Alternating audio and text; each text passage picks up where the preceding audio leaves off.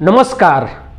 काठमाडौँ घर भएको इन्जिनियर 34 वर्षको अविवाहित क्षेत्री समुदायबाट पुरुष दुलहा दुलहीको खोजीमा हुनुहुन्छ। हेर्नुस्, काठमाडौँमा घर भएको 34 वर्षको पेसाले आईटी मार्केटिङ म्यानेजरमा काम गर्दै गरेको पुरुष दुलहा सामान्य एकदम सामान्य परिवारको भए पनि क्षेत्री समुदायबाटै महिला दुलही कम्तीमा ब्याचलर पढ्दै गरेको अथवा ब्याचलर पास गर्नुभएको 34 वर्षभन्दा कम उमेरको महिला दुलही खोज्दै हुनुहुन्छ। तपाईँ पनि पुरुष दुलहाको खोजीमा हुनुहुन्छ।